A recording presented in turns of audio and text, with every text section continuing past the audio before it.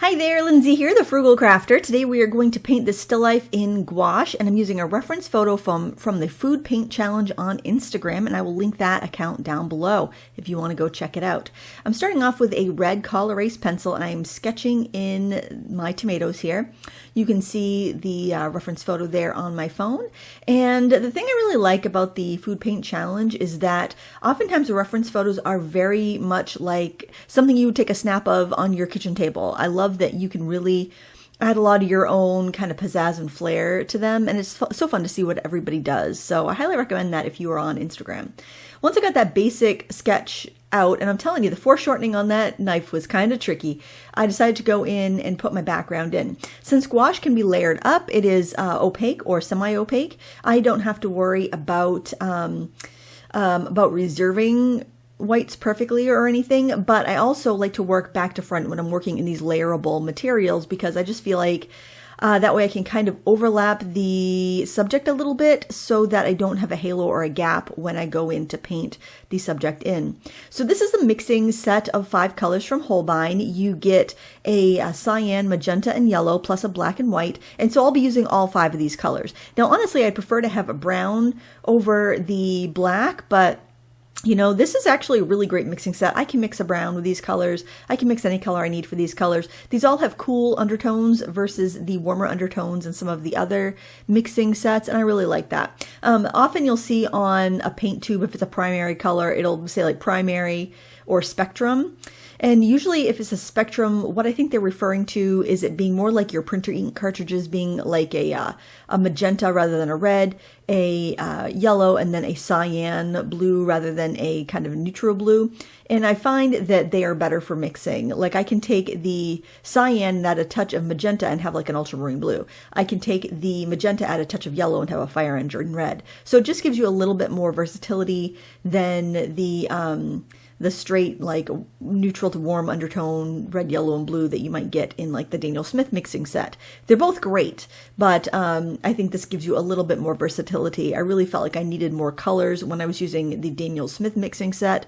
And there were certain colors I just couldn't achieve with that, but I don't feel like I have that same limitation with this. Now, the downside to all these cool undertone colors is that they do tend to be a little bit more translucent. But that said, I didn't have any trouble layering up and getting the colors to all have their presence in the painting. So if it was between the Daniel Smith set and the Holbein mixing set, I would definitely go for the Holbein one. It's cheaper, but I feel like the colors are much more versatile. But obviously, you can do whatever you want.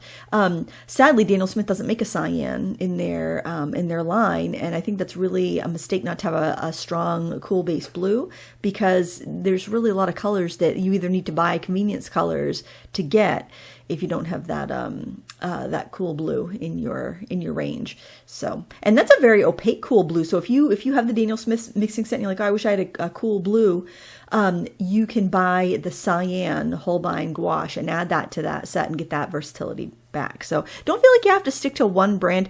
I've never had like a brand of watercolor or gouache that just wouldn't work with other brands. Maybe you have, but if you're dealing with traditional gouache, which this is a traditional gouache, meaning it's an opaque velvety watercolor, the big difference is that it's opaque and it doesn't have any shine when you layer it up thickly, like watercolor can sometimes. I really haven't had any compatibility issues. Even with acrylics, some people say different brands of acrylics don't mix very well together. And granted, I haven't tried them all, but I've never run into a problem there either. But I think watercolor, as far as a versatile medium, watercolor and gouache really can't be beat. So you can see how I've turned that magenta pinky red into more of a tomato red just by adding some yellow to it. I'm adding blue into the mix where I want to add some shadows. You could also use black if the blue is going too purple for you, but because we've mixed such an orangey red, adding in blue is going to neutralize it and make it more black or brown. So kind of keep that in mind. Keep your color wheel in mind when you're mixing your colors. I find it very empowering to use a limited palette like this and less overwhelming than having all the colors. And I have to say, it doesn't take me any longer to paint where I have to mix my colors than if I had a big palette of 50 colors. In fact, I think it's quicker because I have fewer choices. So I just kind of go instinctively and work there. Now, if you are a beginner to color mixing, which I know a lot of you are, this is a wonderful set because there actually is information in the set that tells you how to mix the colors. And the primaries are, they're weighted so they'll mix easily with one another in almost equal increments to get your secondary colors, which is kind of nice. So it is definitely designed for mixing. It is designed for learning your color theory. And I mean, that's one of the reasons I really love it, because I don't think it would hinder anybody's growth. I think it would enhance somebody's growth over other sets that are available. So I am so excited about this set. I'm just excited that it was such high quality and so affordable and accessible and easy to use and good for beginners. But also good for a professional artist. These are professional paints. And yeah, I will have a full review on these. If it's not up already, it will be up shortly. I'm going in now with some black, and I am reinforcing my darks to get some nice pop of contrast, and just having a good time here. I also decided to add some water droplets on the knife and the counter, which weren't there in the reference photo, and I really like how that came out too. You'll be able to see that in the finished photo. I think I did it on camera, but I'm not totally sure if I did or not.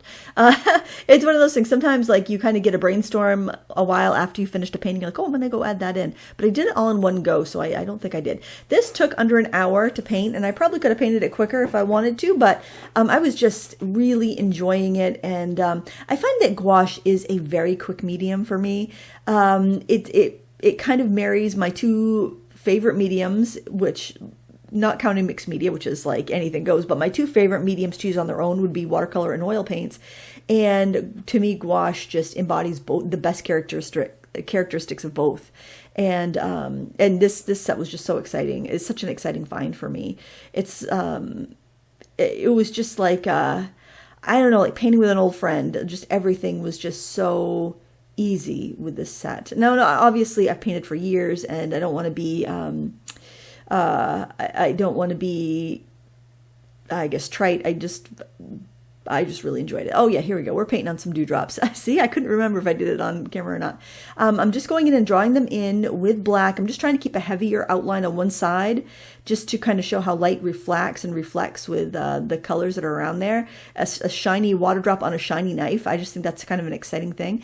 And now I'm going in with white, and I'm adding the glistens, the highlights on the juicy wet tomatoes to give it that like texture and that gloss and that wet look. And now I'm highlighting some of the water drops there with the white, and I'm also just dabbing on some tiny little like spots of water on the knife that wouldn't necessarily be thick enough to have a strong highlight or shadow. I'm going in with my darks, and I am adding in some more shadows, and I'm like, oh, I want some wet on the cutting board as well, so I'm just kind of sketching in those, and I'm adding some red to them to show that it's kind of like tomato juice that we're seeing there, not just water. And I'm giving it a quick dry before I go in and add some white highlights, because I want those to be nice and sharp and crisp. And that's pretty much it. It was a lot of fun to do. I'm adding some water drops on the tomatoes too, because I can't help myself. I love water drops. I love shiny, glossy things, I think is the deal. It's fun to paint.